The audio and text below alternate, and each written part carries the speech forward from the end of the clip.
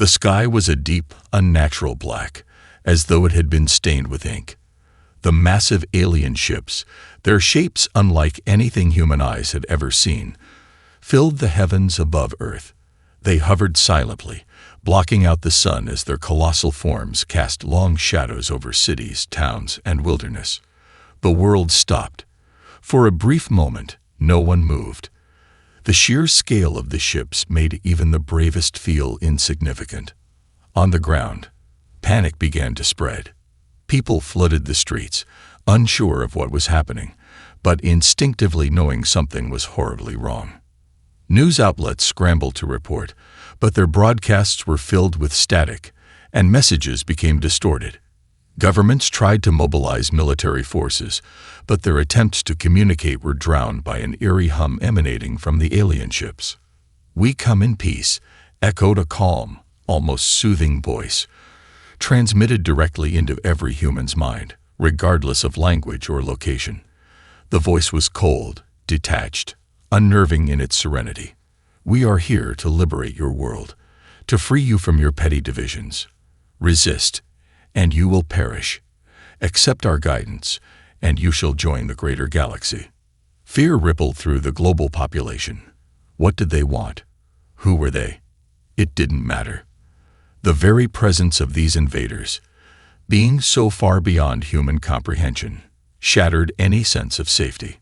Across the world, the first act of aggression came not from the aliens but from Earth's defenders. Military jets scrambled, launching attacks on the ships that hovered in the sky. The response from the alien ships was swift, overwhelming. A beam of intense light lanced from the center of one of the craft, disintegrating an entire squadron of jets in an instant. The soldiers in the air didn't even have time to register the devastation before they were gone. Governments fell into chaos. Leaders from every nation tried to negotiate, some attempting to stand their ground, while others, seeing the hopelessness of resistance, sought terms of surrender.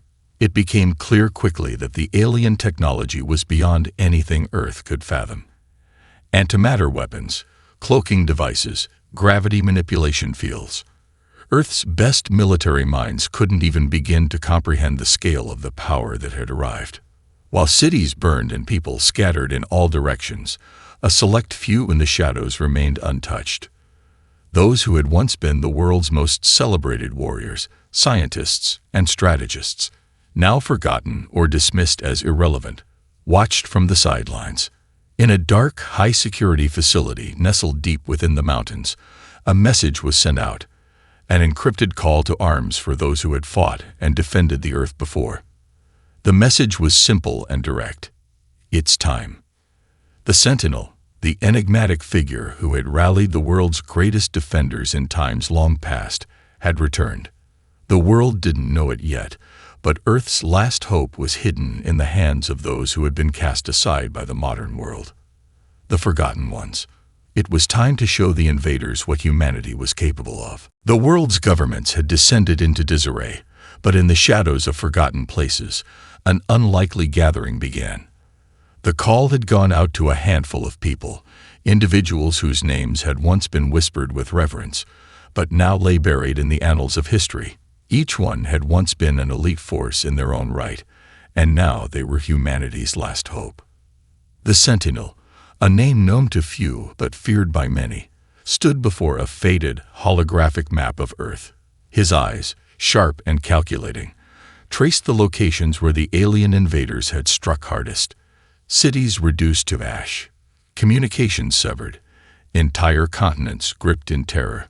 The Sentinel was a man of few words, his presence enough to command attention.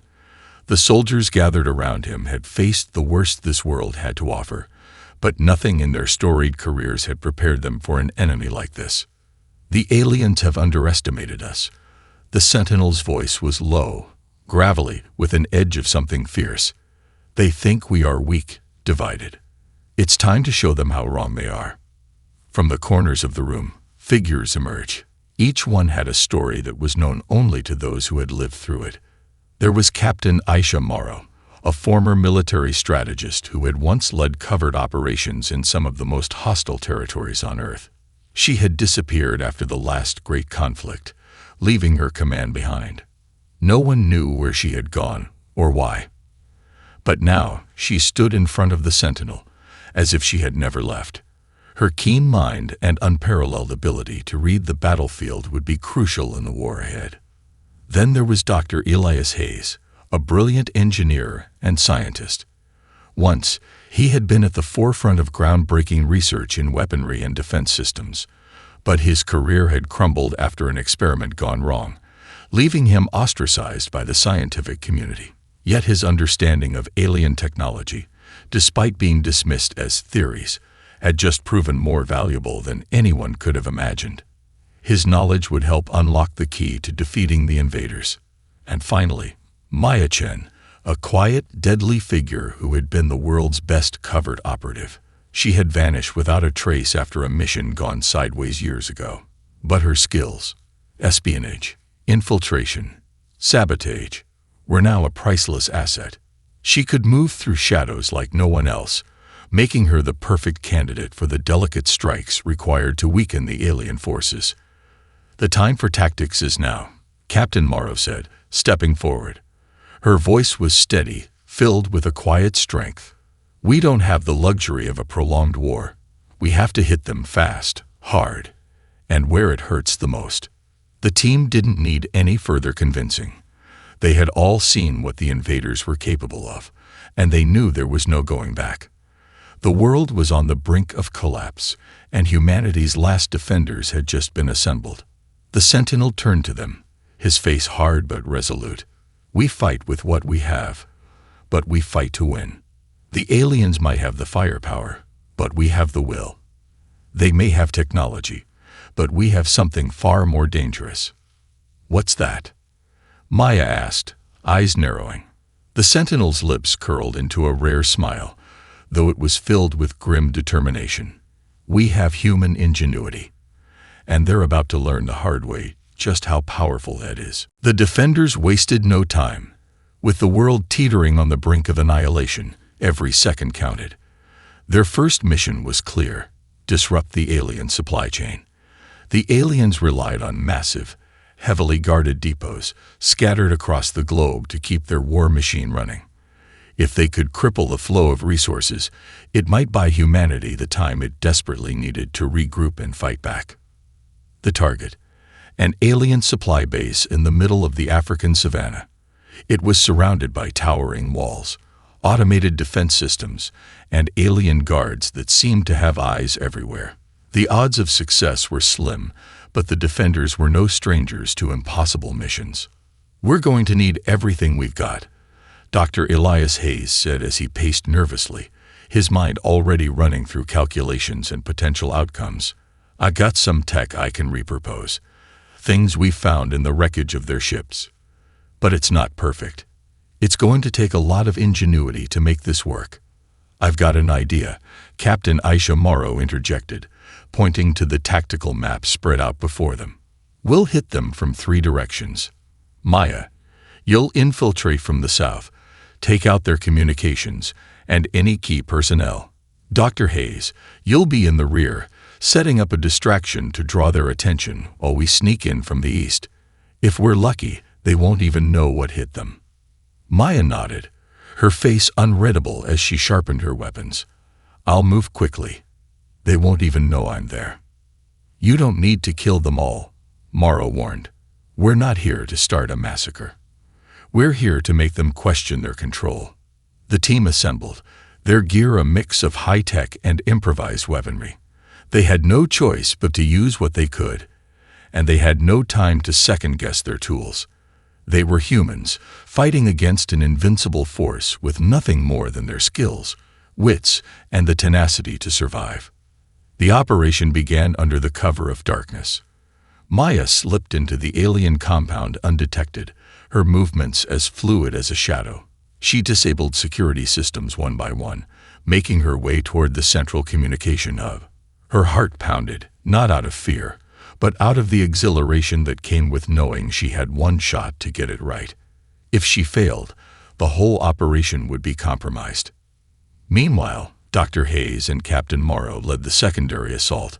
They worked in tandem, placing crude yet effective devices around the perimeter to disorient and confuse the alien guards. Hayes' makeshift jammers cut off their ability to communicate, and Morrow's precise strikes disabled their sentry drones. The timing had to be perfect. Morrow's heart raced as she counted the minutes, hoping that Maya had accomplished her part.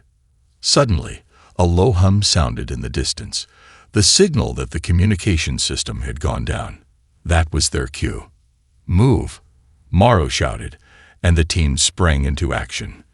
They advanced toward the heart of the compound, weaving through cover and using every advantage the terrain offered. The aliens, now scrambling to reorganize, were thrown into disarray. Their response was slow and uncoordinated, giving the defenders the edge. When they reached the central supply depot, Dr. Hayes worked quickly, using his hacked alien technology to overload the supply circuits. "We don't have much time. I've triggered a power surge. This place is going to go up in flames in 5 minutes." With the charges set, the team retreated, disappearing into the wild landscape. As they made their way to the extraction point, the ground shook beneath their feet. The supply depot erupted in a massive explosion, sending a shockwave through the air. The blast illuminated the night sky, a signal of their success.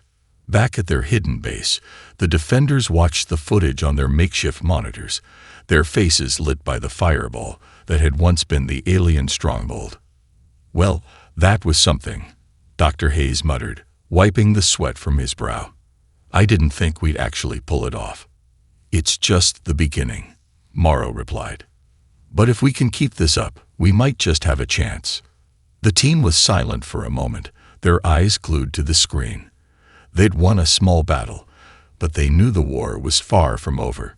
Humanity had just taken its first real step toward reclaiming Earth. In the wake of their success at the alien supply depot, the defenders quickly became more than just a secretive resistance. Their actions reverberated across the globe, sparking a flicker of hope in the hearts of millions. News of the sabotage spread quickly, first through underground channels, then across social media, until it could no longer be ignored. People began to talk. They began to believe. Resistance movements, once scattered and isolated, started to coordinate, drawn together by the growing realization that humanity might actually have a chance.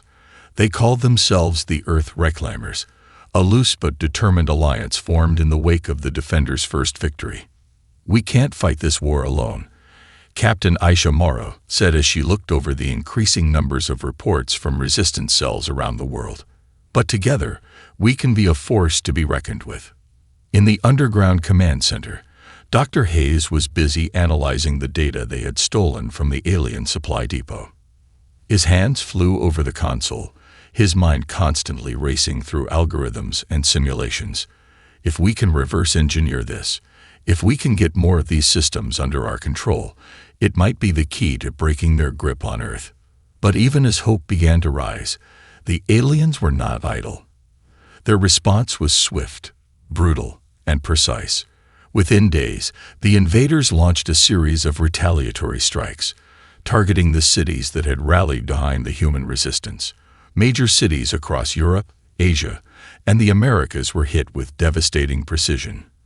Energy shields and bombardment from orbit left entire populations in ruins. In the span of just a few hours, Earth's major defense hubs were decimated. The defenders knew the aliens had changed tactics. They were no longer dismissing humanity as a nuisance. They were actively hunting down every resistance cell they could find. It became clear that this war would not be won easily, and that every victory would come at a cost. Maya Chen was the first to speak up as the team gathered for a debriefing. "We can't just sit back and wait for them to pick us off one by one. The next move has to be ours." "Agreed," the Sentinel said, his voice calm but firm. "We need to strike before they can regroup. We've learned that the aliens are relying on their centralized command structure. If we can disrupt their communication network, we can throw them into chaos." But the plan wasn't without its risks. The alien network was heavily fortified, and breaking into their communication hubs would require full-scale cooperation from the resistance cells across the globe.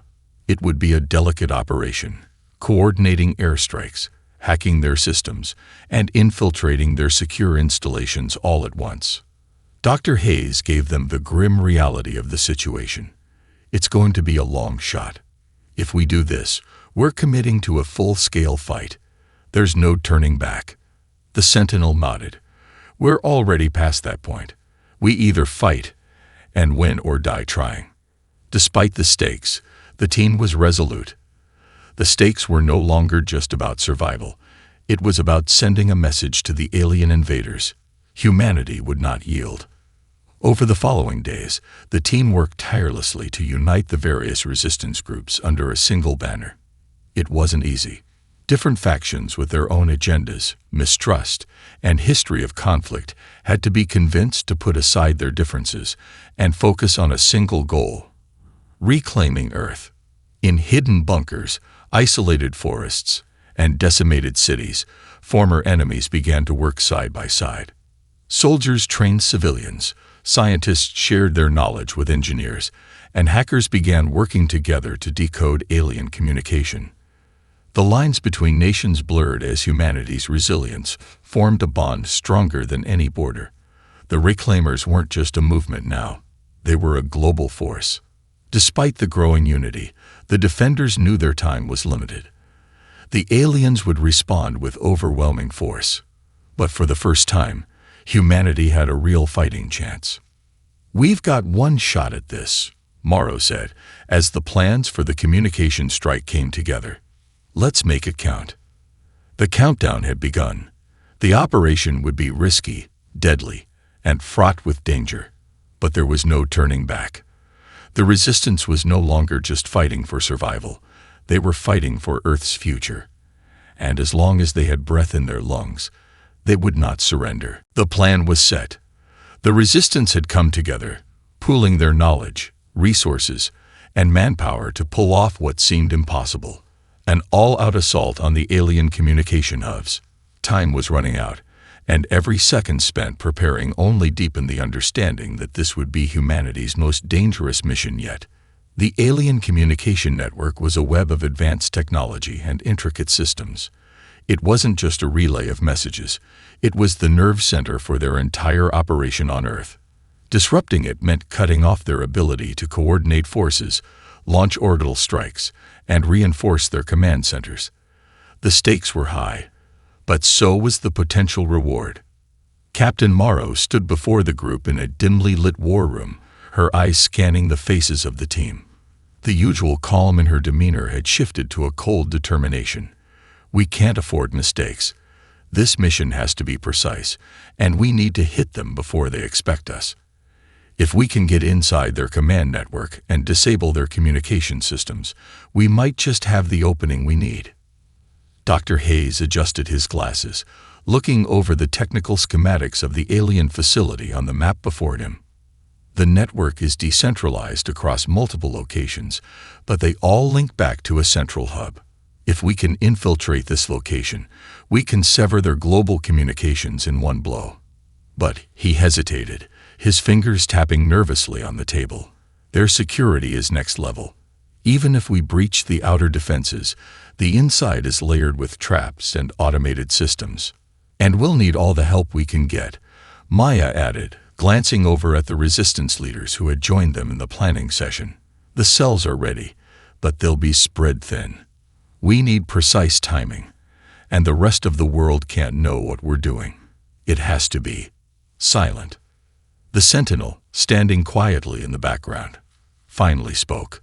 "There is no such thing as a silent strike in war, but there is such a thing as making them think they're safe. We'll use their own confidence against them." The strategy was simple but risky. The Defenders would infiltrate the alien command facility under the cover of night, using a combination of stealth tactics, hacked alien technology, and the distraction of simultaneous strikes on other facilities to keep the invaders off balance. Maya, once again, was chosen for the infiltration mission. Her skills at navigating hostile environments and disabling security systems would be crucial. The rest of us will create chaos on their periphery, Morrow explained, a diversion to draw their attention away from the real target. As night fell, the team prepared for what could very well be their last mission. They had no illusions about the danger they faced. They were outgunned, outnumbered, and dealing with an enemy that could vaporize entire cities with the flick of a switch.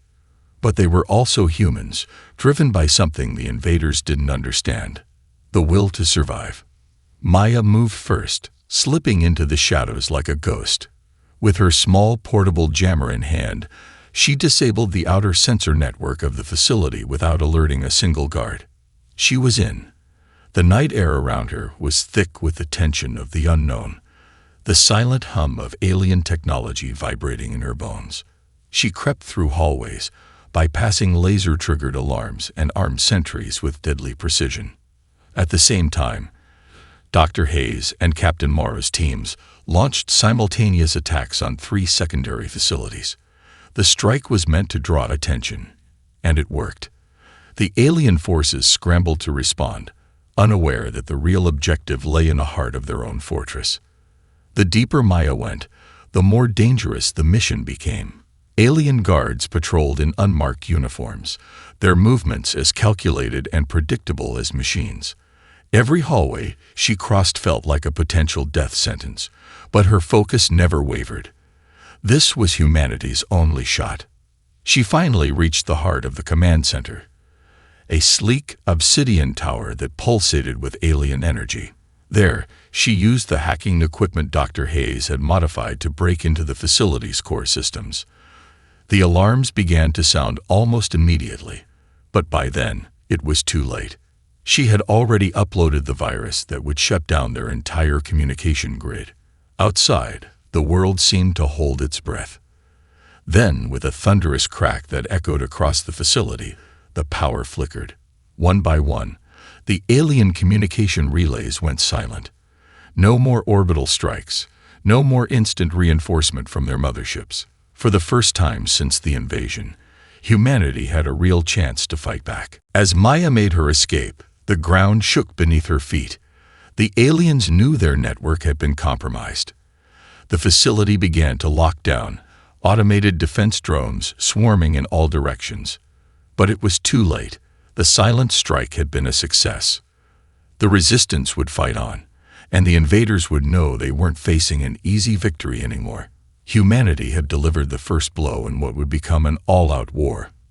The silence that followed the success of the strike was both thrilling and unsettling. The alien communication network had been severed, but the invaders were not going to let the sabotage go unpunished. Within hours, the first signs of their retaliation appeared. Shadows on the horizon, a sudden increase in the number of alien patrols, and the ominous hum of their war machines rising from the depths of their underground bunkers. Humanity's brief moment of triumph quickly turned to tension as the defenders regrouped.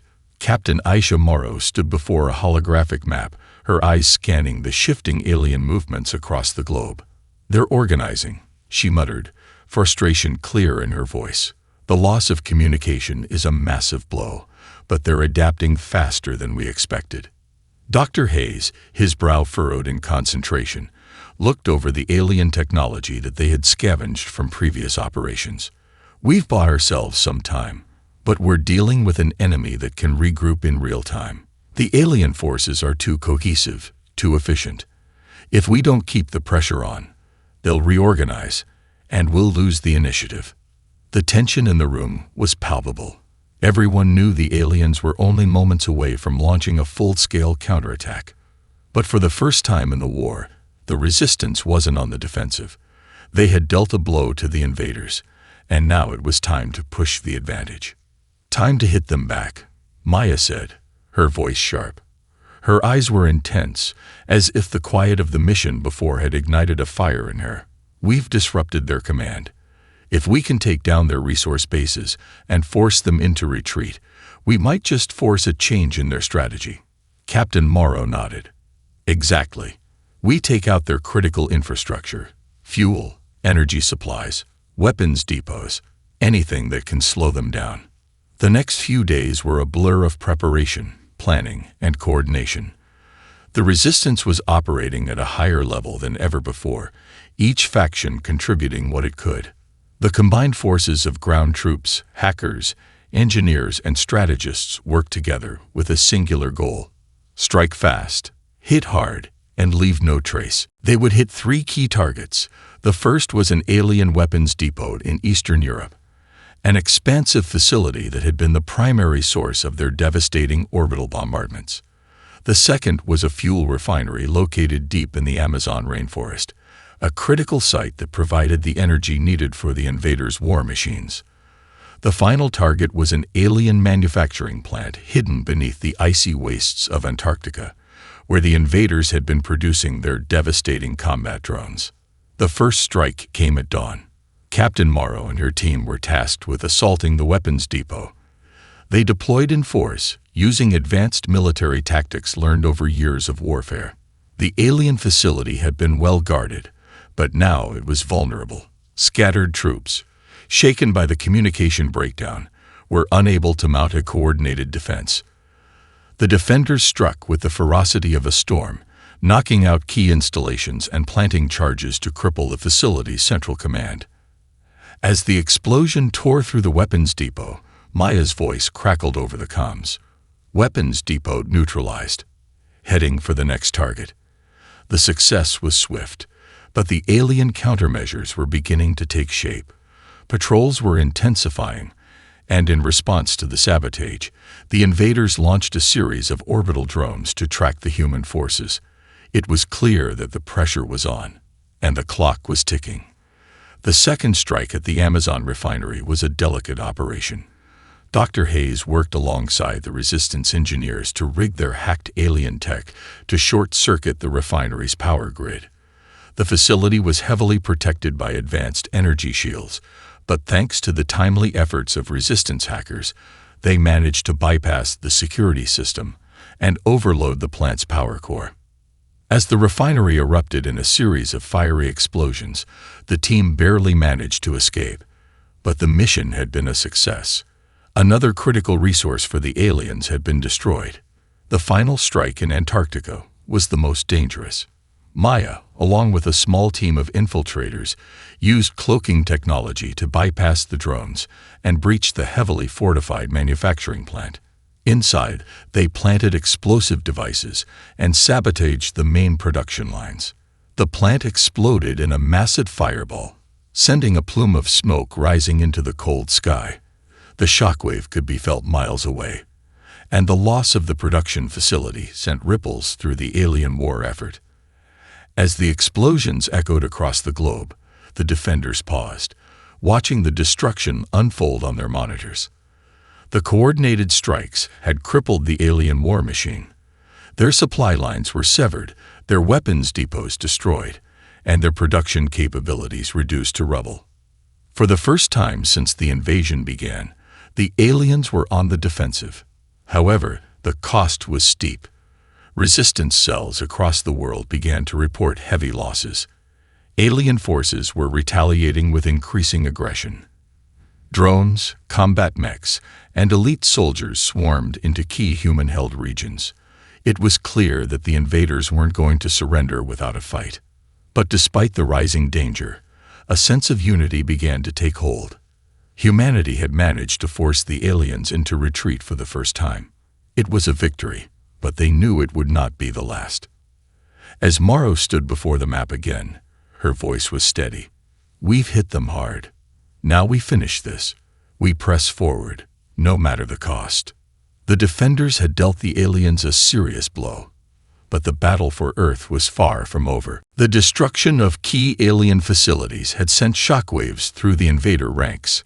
For the first time, the resistance had inflicted real, tangible damage on their enemy. But the brief surge of hope was quickly tempered by the undeniable truth. The war was far from over.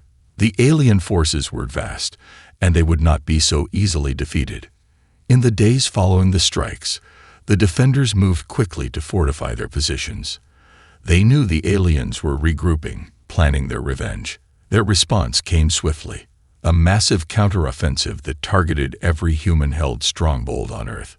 Cities, once safe havens for the resistance, now became battlegrounds as the alien forces unleashed waves of assault. Despite the increasing pressure, the resistance refused to yield. They had tasted victory, and they weren't about to back down. With each battle, humanity's resolve only grew stronger. New technologies were developed, weapons were improved, and tactical maneuvers became more coordinated. The defenders were no longer just survivors. They were warriors, determined to take back their home. "We've given them a taste of what we're capable of," Captain Aisha Morrow said during a strategy meeting. "But now we have to hit them where it hurts. We don't just want to survive. We want them to fear us." Dr. Hayes, working in tandem with the resistance engineers, had made breakthroughs in harnessing the alien technology they had captured. The alien tech isn't just a weapon. It's a resource. If we can use it to our advantage, we can turn the tide in this war. But we need more time to reverse engineer it and figure out how to mass produce it. As the alien forces advanced, humanity's most formidable strength became clear: their adaptability. Each victory was hard-earned, and each setback was met with the unyielding resolve of those who refused to give in.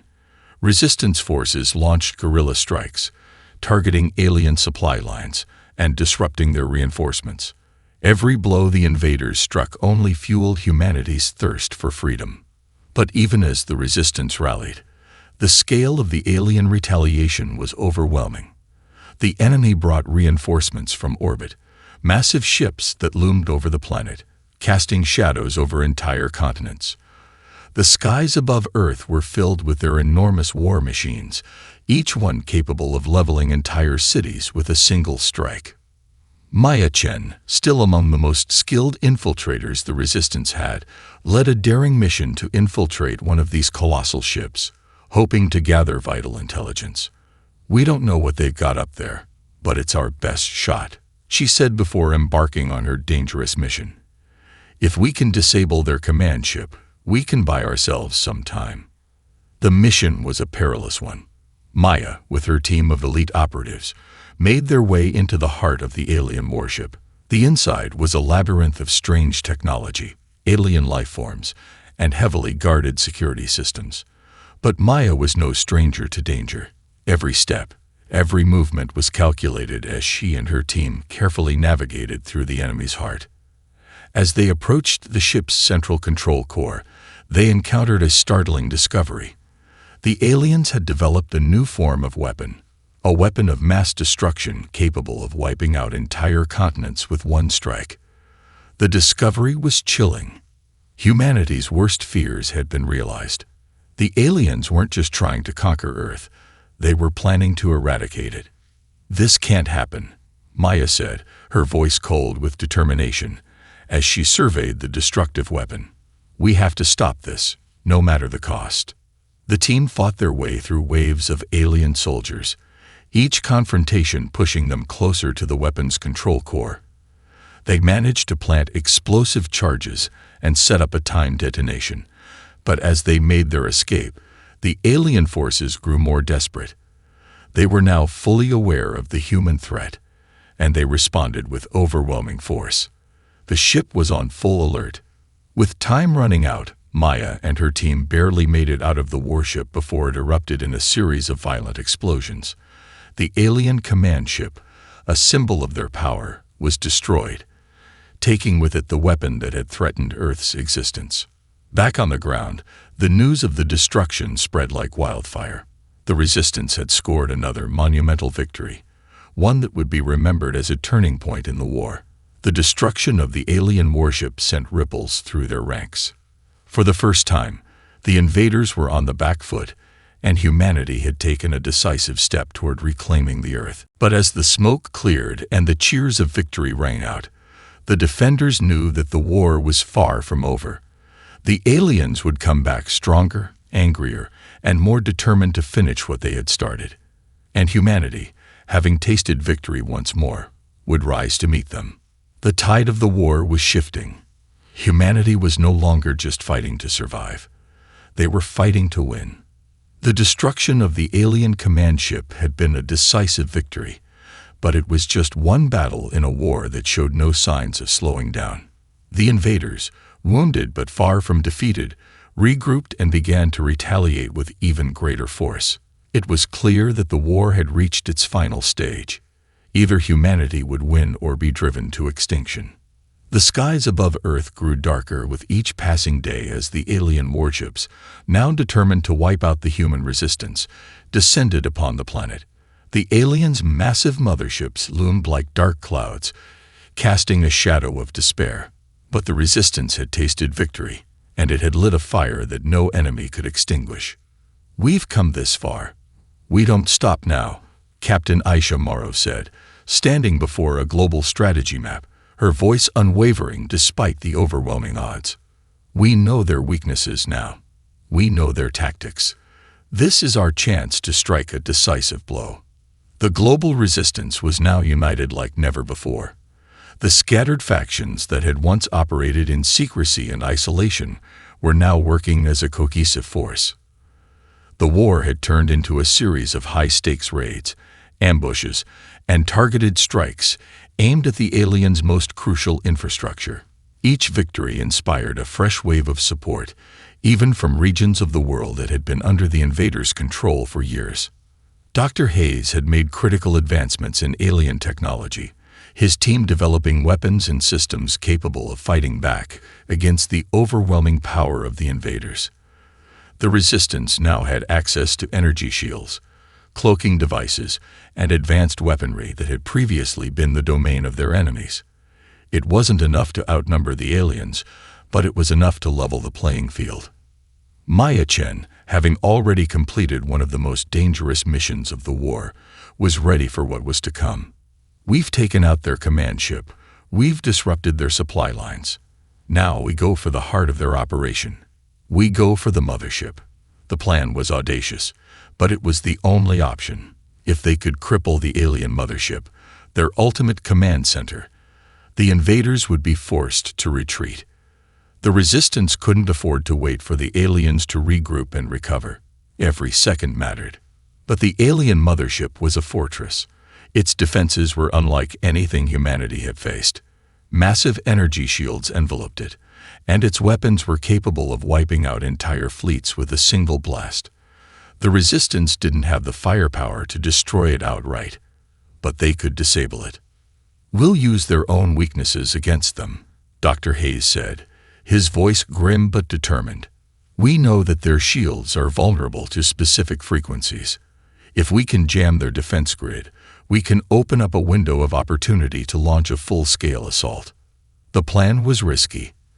They would need to infiltrate the alien mothership, hack into its systems, and deploy a signal jammer that would temporarily disable its shields. During that brief window, the resistance would launch an all-out assault, targeting key systems, weapons, and energy cores. The team assembled, their mission clear. The stakes had never been higher, and each member knew this could very well be their final battle. As they prepared for the most dangerous mission of their lives, Captain Morrow gathered them together. "This is it," she said. "We've come too far to fail now. We fight for Earth. We fight for the future. We fight for every single person who still believes in freedom." The final push began as the resistance moved toward the alien mothership, operating under the cover of darkness.